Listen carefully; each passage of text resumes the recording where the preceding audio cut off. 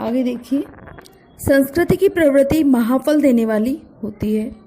यानी कि यहाँ लेखक ये कह रहा है कि संस्कृति की जो प्रवृत्ति है या कहें संस्कृति की जो प्रकृति है वो कैसी होती है, महाफल देने वाली।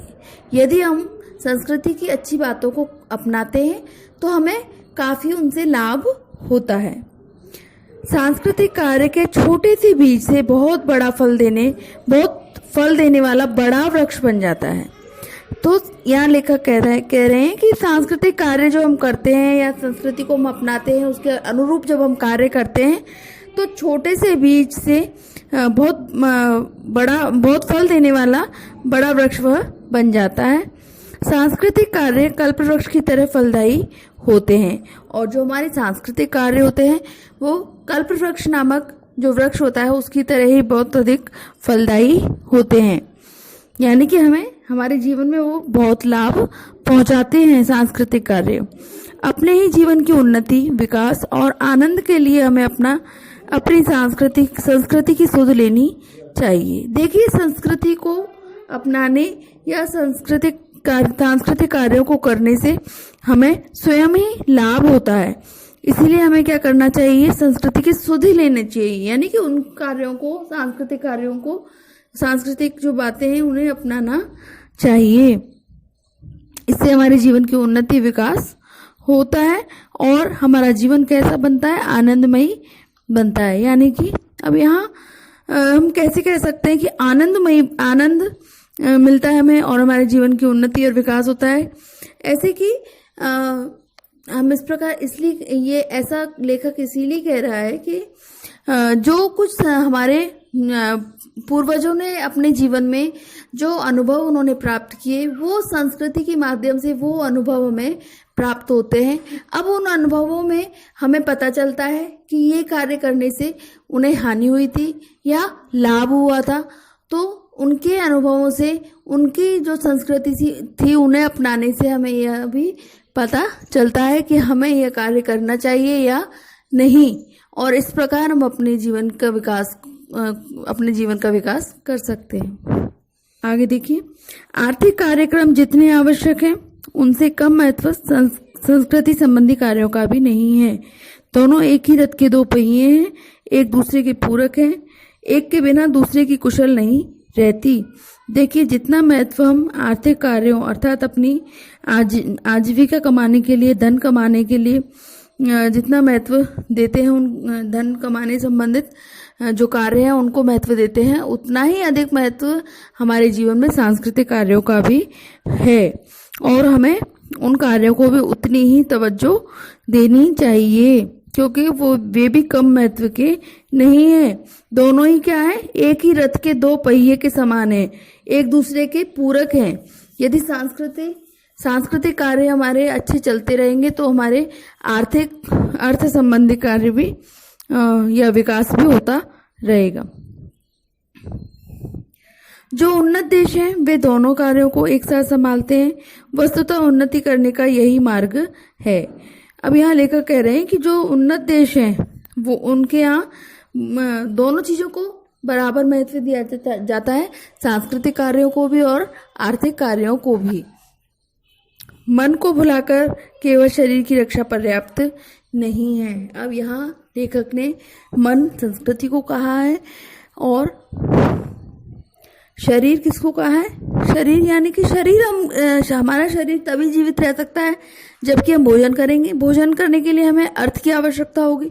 तो यहाँ लेखक यही कह रहा है कि शरीर को महत्व देने के साथ साथ हमें अपने मन को भी स्वस्थ, अपने मन को भी अच्छा रखना होगा। मन को अच्छा रखने के लिए हमें संस्कृति की शरण लेनी होगी। तो दोनों चीजें तभी, मन और शरीर दोनों तभी स्वस्थ रह सकते हैं जब हम दोनों को, अर्थ को और संस्कृति को, दोनों आर्थिक कार्यों को और सांस्कृतिक कार्यों को, दोनों को बराबर महत्व देंगे। संस्कृति मनुष्य के भूत, वर्तमान और भावी जीवन का सर्वांग पूर्ण प्रकार है। हमारे जीवन का ढंग हमारी संस्कृति है। यहाँ लेखक यही कह रहे हैं कि भूत, वर्तमान, भावी यानी कि आने वाला जो हमारा जीवन है, भविष्य है, सभी का सर्वांग यानी कि सभी का पूर्ण प्रकार है। क्या? संस्कृति। संस्कृति सभी का पूर्ण प्रकार है, यानी कि संस्कृति में सब कुछ सिमटा हुआ है, यानी कि पूरे जीवन को एक नाम दिया जाए तो वो हमारी संस्कृति ही है।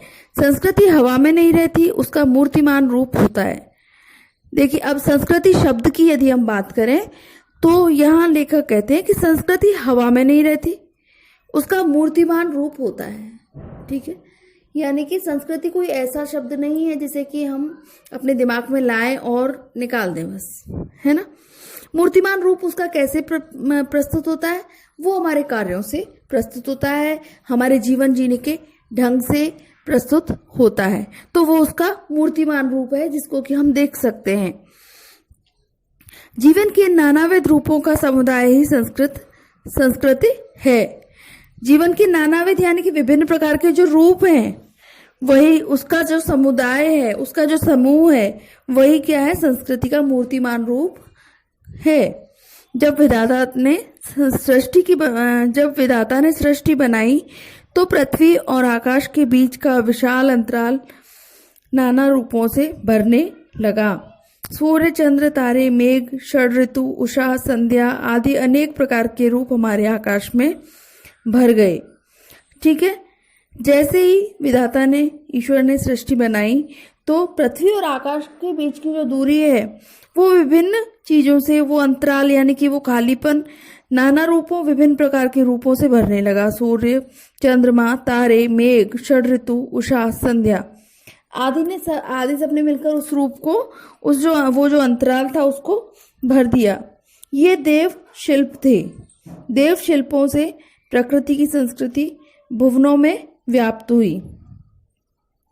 ठीक है, अब यहाँ लेखक ने देव शिल्प कह रहा है, यानी कि वो देवता कैसे थे? शिल्पी थे, बनाने वाले थे, सब कुछ बनाने वाले थे, इस सृष्टि के रचनाकार थे।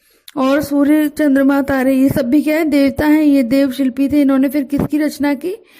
संस्कृति भुवनों में व्याप्त हुई। प्रकृति की जो संस्कृति थी वो किसमें व्याप्त हो गई? भुवनों में, यानी कि फिर भवनों का, मंदिरों का इनका निर्माण हुआ। इसी प्रकार मानवीय जीवन के उषा काल की हम कल्पना करें। उषा काल यानी कि मानव जीवन की जब सुबह हुई, मानवीय जीवन की उषा काल यानी कि मानव जीवन की जब सुबह हुई तो हम उसकी कल्पना करें। उसका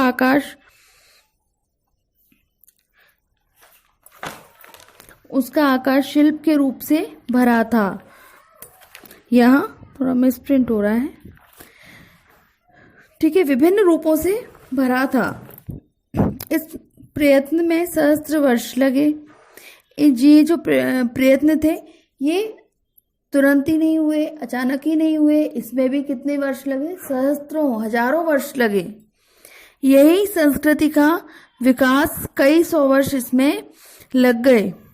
इस संस्कृति के विकास में, इस रूप को, ये जो हमारा सृष्टि है, जो हमारा संसार है, इसके रूप को प्राप्त होने में कईयों वर्ष लग गई। यही संस्कृति का विकास और परिवर्तन है। इसी को हम संस्कृति का विकास और परिवर्तन कह सकते हैं। जितना भी जीवन का ठाठ है उसकी सृष्टि मनुष्य के मन, प्राण और शरीर के दीर्घकालीन प्रयत्नों के फलस्वरूप हुई है।